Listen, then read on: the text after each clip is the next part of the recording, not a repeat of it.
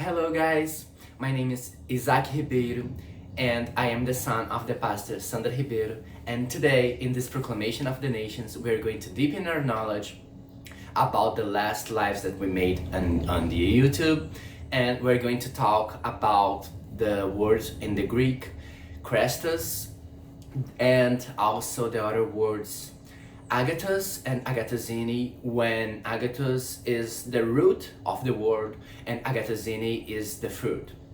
God and Us presents Proclamation to the Nation. You see, the Agathos is like kindness. In English it would translate as kindness, and it comes from a seed. Every fruit comes from a seed. And Agathosune would be the fruit. So we need this agathos that we get from Christ so that we can manifest, so that we can have that fruit. And that fruit, it will manifest in our lives through our acts and what we say, so that we can behave as the sons, the children of God that we truly are. Okay, so to start, we have to understand that there's a battle, a constant battle in our lives. And this battle is only for those who have already been born from the Spirit, who have been born again, and are the children of God, which is the battle between the two natures, the nature of the flesh, of the evil, and the nature of the Spirit, of God. And what does this mean? It basically means that in our minds, in our heads, we constantly have like those intrusive thoughts. You see, we have like as if we had the need to do some things. And for example, let's say that I go through a hardship in my life. I don't know, someone insults me. I can act accordingly to the flesh, which would be to insult them back, or I can act accordingly to the Spirit, which would be to just bless them, as Jesus said that we have to bless our enemies, even though they are our enemies, which is really hard. But through the Spirit we can do that, especially through the fruit of the Spirit, the Agathosune. If we are able to manifest the fruit, we can easily do that and behave as the celestial children that we are. And okay, what can we do to win this battle? How can we make sure that we will always behave as children of God? Well, it's simple but not easy. We have to be full of the Spirit. We have to grow in the Spirit. We have to get more and more knowledge about Christ so that we can be full of this. Why? Because our heart talks about our mouth talks about what our heart is full of.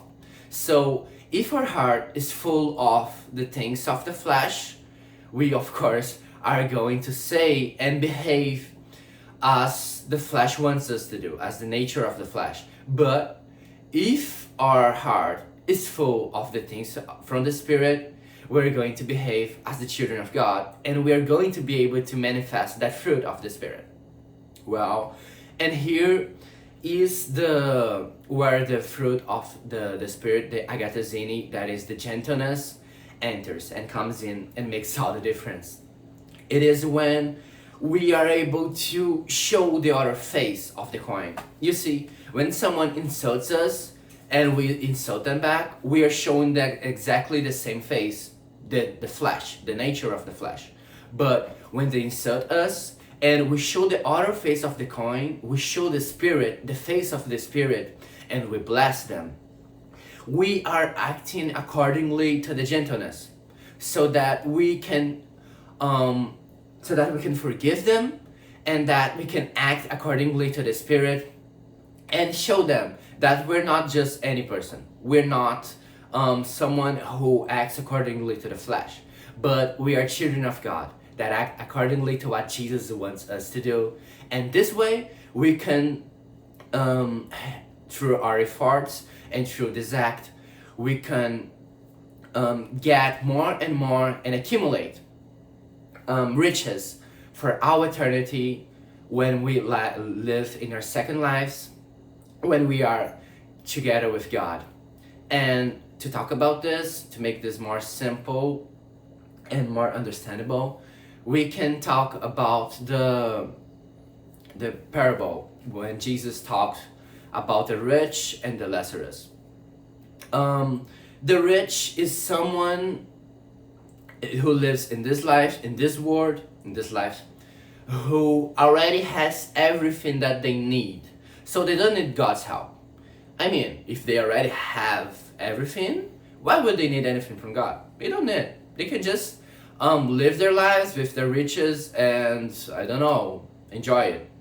But in their second life, they are not going to enjoy it because they didn't accumulate any riches, and they are probably not even saved because they don't have the nobleness to understand that they are not enough and they need God to help them with that. But the Lazarus, those who are hungry for God's help, who understand that they need God's help, well, those ones, they will be able to accumulate riches because they aren't necessarily rich in this world. Like, they don't have riches as in money and properties, but they have the most important thing, that is the Spirit of God.